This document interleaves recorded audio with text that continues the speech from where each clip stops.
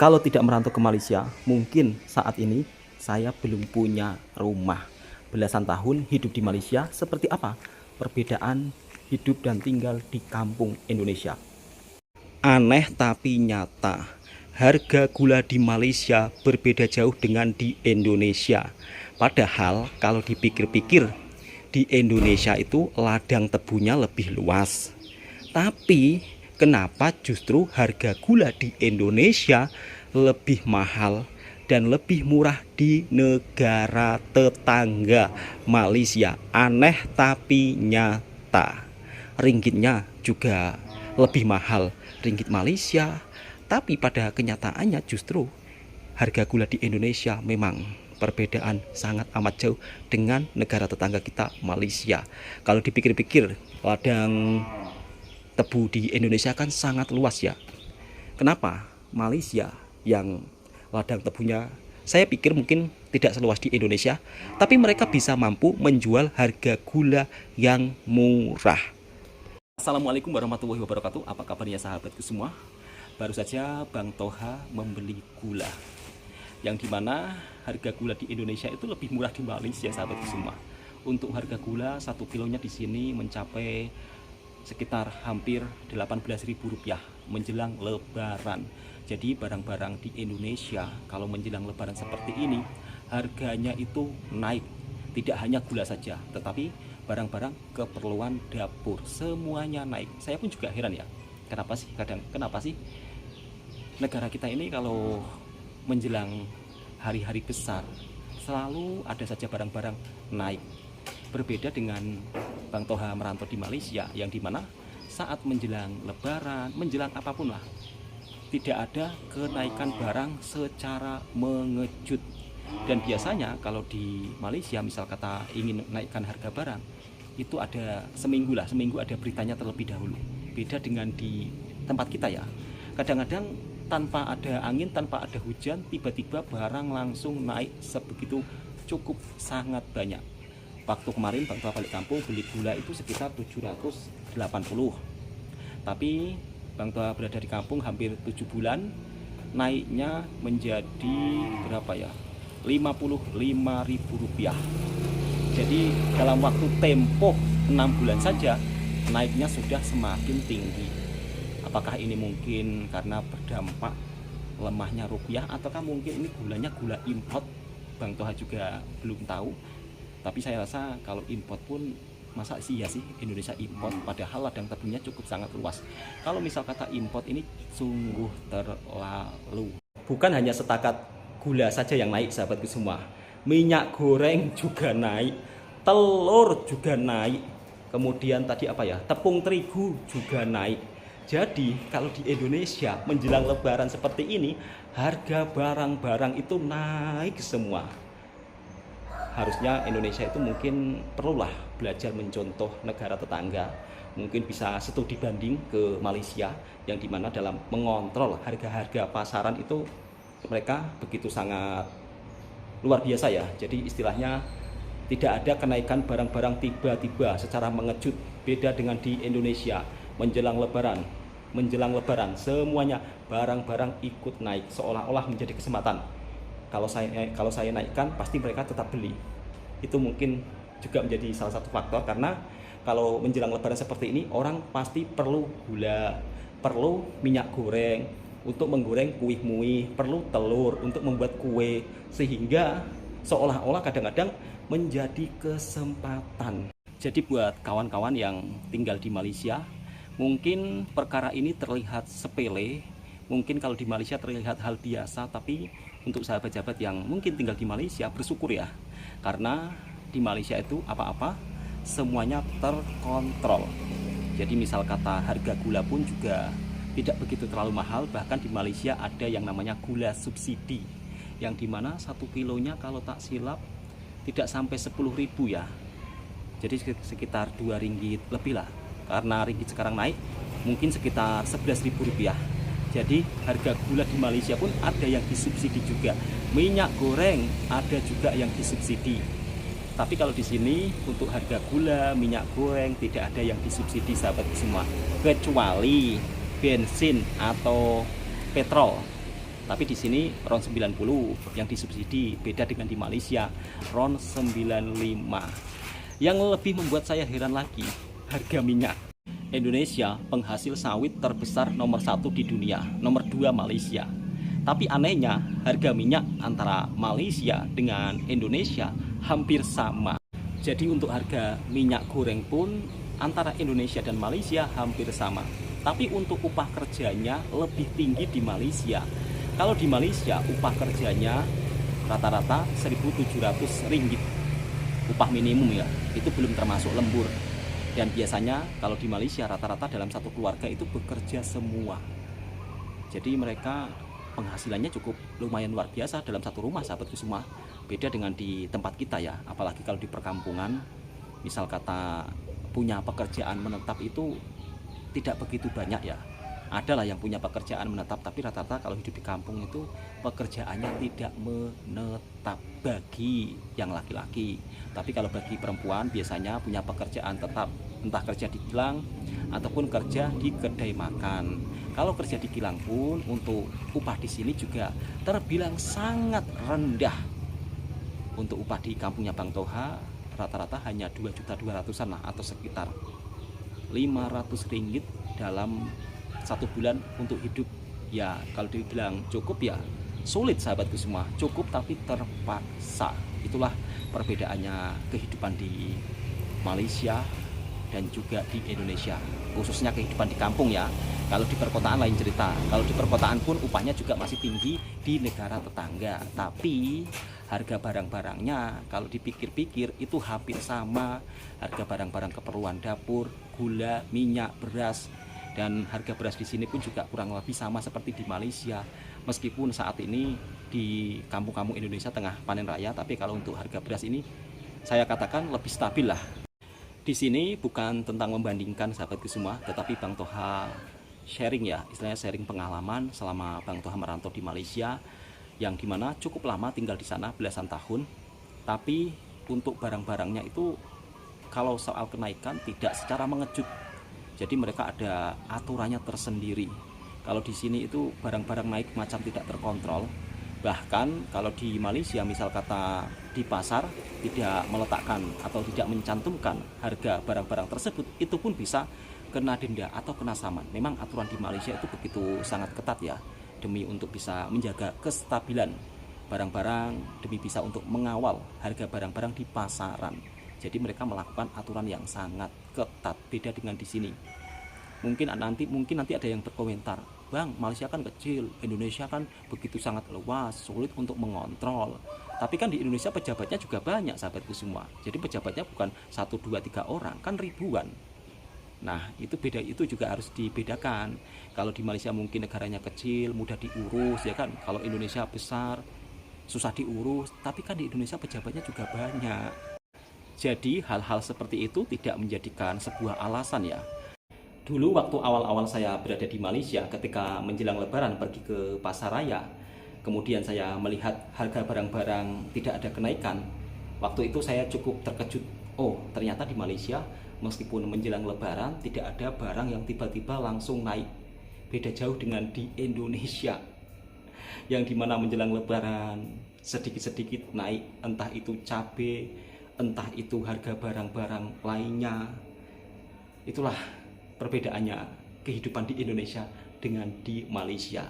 Meskipun saat ini di kampung sudah punya usaha kecil-kecilan sendiri, tapi kalau usaha kecil-kecilan di kampung untuk membuahkan hasil yang sangat besar memang agak sulit, sahabatku semua.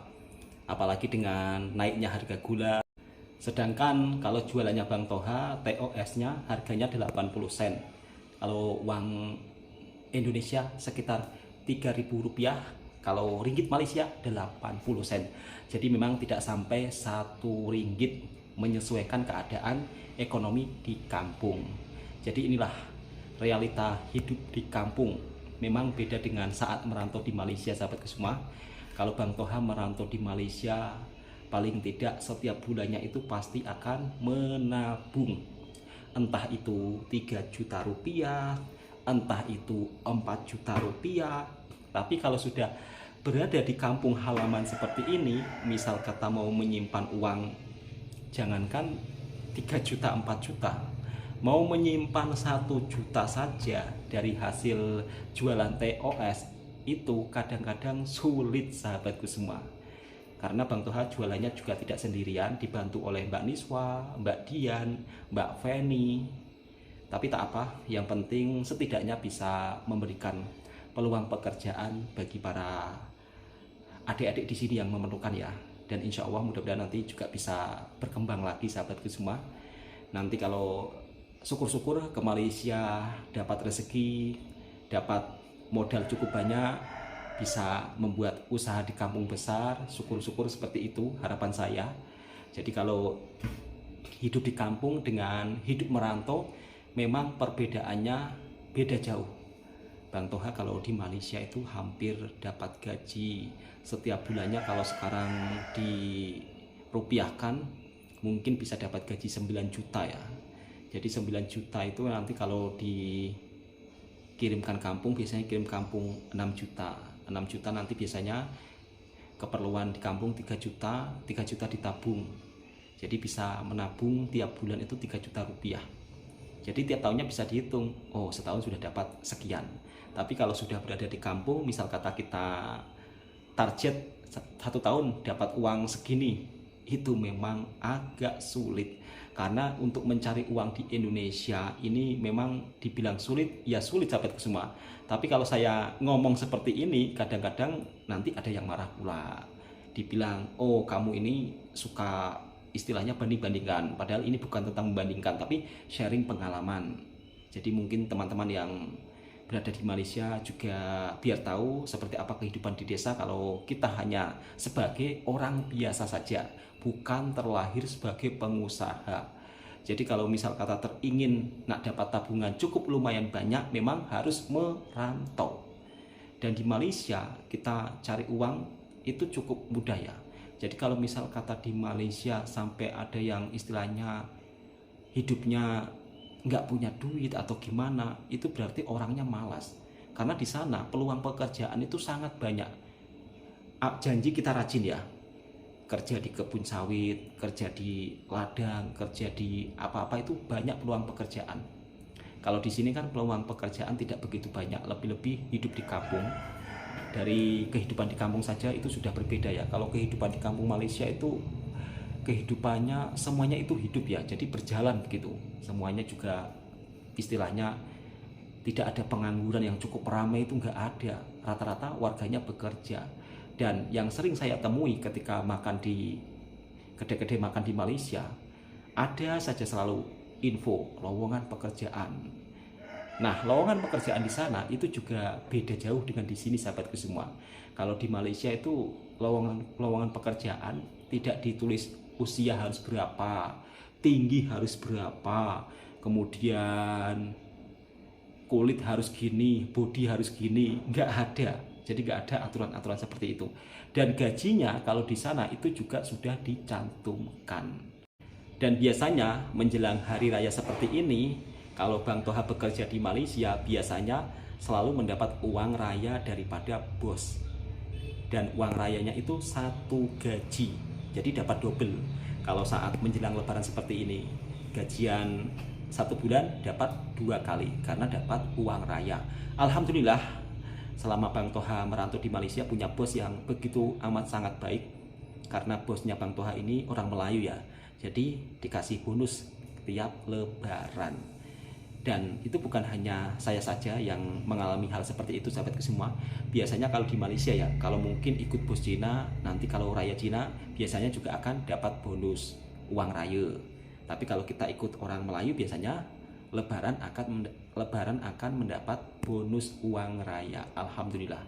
Jadi kalau Bang Toha merantau di Malaysia menjelang lebaran seperti ini gajinya double. Misal kata gajinya 1 bulan 2.000, jadi dapat 4.000 ringgit. Itu kalau ditukarkan uang Indonesia, Masya Allah hampir 20 juta rupiah. Itu merupakan salah satu angka yang cukup sangat besar kalau di Indonesia. Misal kata menabung itu harus perlu 1 tahun lebih, belum tentu dapat uang 20 juta. Sedangkan kalau di sini apa-apa semuanya barang-barang keperluan dapur atau istilahnya harga daging ayam harganya itu hampir sama seperti di Malaysia sahabatku semua. Bahkan kalau di kampung seperti ini Bang Toha itu jarang masak ayam ya, paling-paling cuma nanti beli di bazar Ramadan. Kalau di kampung itu bazar Ramadannya kecil-kecilan, tidak besar seperti di Malaysia.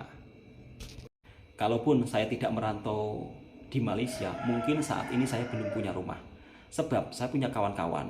Kok saya punya kawan-kawan sih? Saya punya kawan seumuran saya yang dimana tidak pernah merantau, tinggal di kampung, bekerja apa adanya di kampung, tapi memang tidak ada perubahan.